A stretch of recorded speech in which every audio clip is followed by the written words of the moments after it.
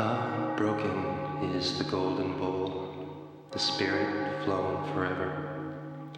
Let the bell toll, a saintly soul floats on the Stygian river. And guide of ear, hast thou no tear? Weep now or nevermore. See on yon drear and rigid bier, low lies thy love, Lenore. Come, let the burial rite be read, the funeral song be sung.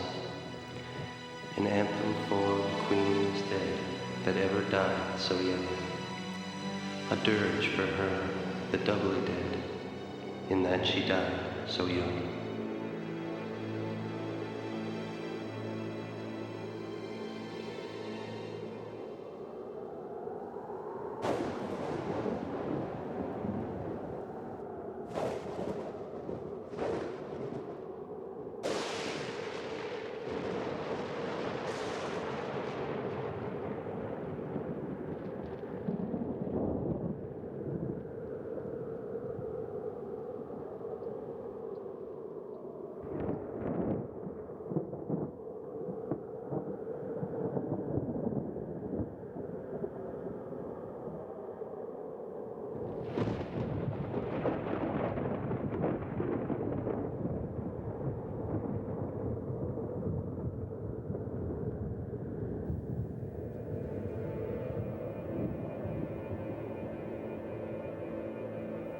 Once upon a midnight dreary, while I pondered weak and weary over many a quaint and curious volume of forgotten lore, while I nodded, nearly napping, suddenly there came a tapping, as of someone gently rapping at my chamber door.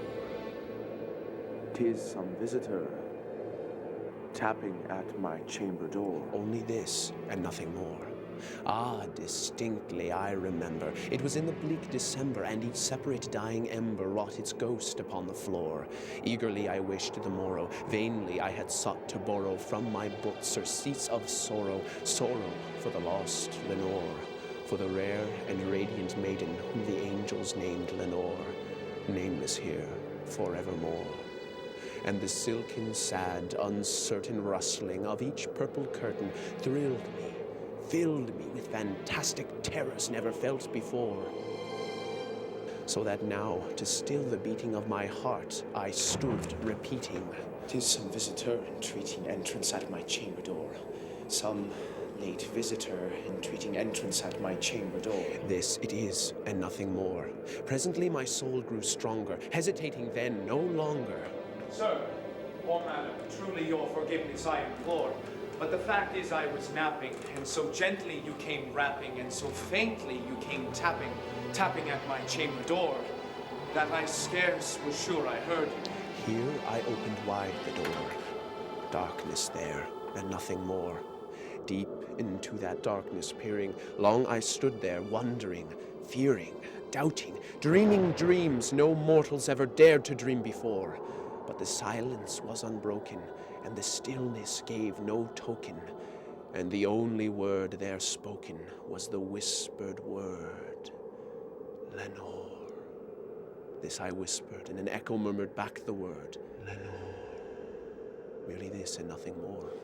Back into the chamber turning, all my soul within me burning. Soon again I heard a tapping, something louder than before. Surely that is something at my window lattice. Let me see then what thereat is, and this mystery explore.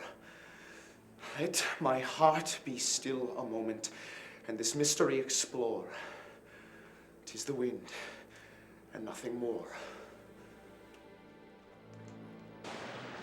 Open here, I flung the shutter, when, with many a flirt and flutter, in there stepped a stately raven of the saintly days of yore. Not the least obeisance made he, not a minute stopped or stayed he, but with mien of lord or lady, perched above my chamber door, perched upon a bust of Pallas just above my chamber door, perched and sat, and nothing more. Then this ebony bird beguiling my sad fancy into smiling by the grave and stern decorum of the countenance it wore. Though thy crest be shorn and shaven, thou art sure no craven. ghastly grim and ancient raven wandering from the nightly shore, tell me what thy lordly name is on the night's Plutonian shore. Quoth the raven, Nevermore. much I marveled this ungainly fowl to hear discourse so plainly, though its answer little meaning, little relevancy bore.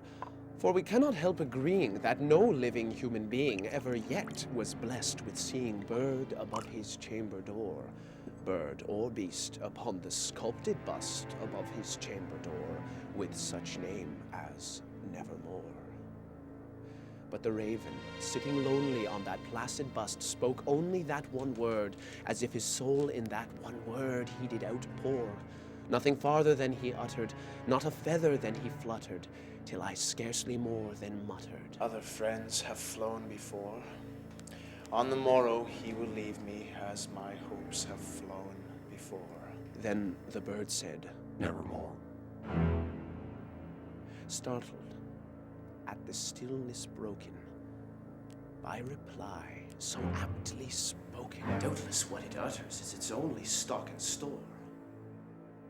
Caught from some unhappy master, whom unmerciful disaster followed fast and followed faster, till his songs one burden bore, till the dirges of his hope that melancholy burden bore of nevermore. But the raven, still beguiling all my sad soul into smiling, straight I wheeled a cushioned seat in front of bird and bust and door. Then upon the velvet sinking, I betook myself to linking fancy unto fancy, thinking what this ominous bird of yore, what this grim, ungainly, ghastly, gaunt, and ominous bird of yore meant in croaking nevermore.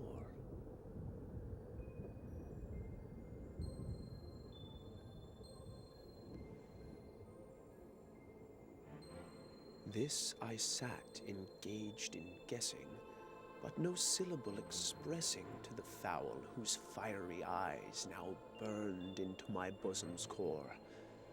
This and more I sat divining, with my head at ease reclining on the cushion's velvet lining that the lamplight gloated over, but whose velvet violet lining with the lamplight gloating over, she shall press, nevermore. Then methought the air grew denser, perfumed from an unseen censer swung by seraphim whose footfalls tinkled on the tufted floor. Wretch, thy God hath lent thee, by these angels he hath sent thee, respite and nepenthe from thy memories of Lenore. Quaff, oh quaff this kind nepenthe, and forget this lost Lenore. Quoth the raven, Nevermore. Prophet, thing of evil, prophet still if bird or devil, by that heaven that bends above us, by that God we both adore, tell this soul with sorrow laden, if within the distant Aden it shall clasp the sainted maiden whom the angels name Lenore, clasp the rare and radiant maiden whom the angels name Lenore. quoth the raven, Nevermore. Be that word our sign of parting, bird or fiend! I shrieked upstarting. Get thee back into the tempest and the night Plutonian shore. Leave no black plume as a token of the lie thy soul hath spoken.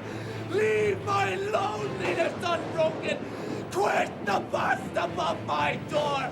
Take thy peace from out my heart, and take thy foot from off my door.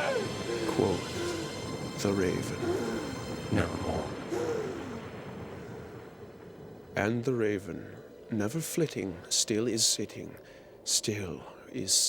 on the pallid bust of Pallas just above my chamber door, and his eyes have all the seeming of a demon's that is dreaming, and the lamplight o'er him streaming throws his shadow on the floor, and my soul from out that shadow that lies floating on the floor shall be lifted nevermore.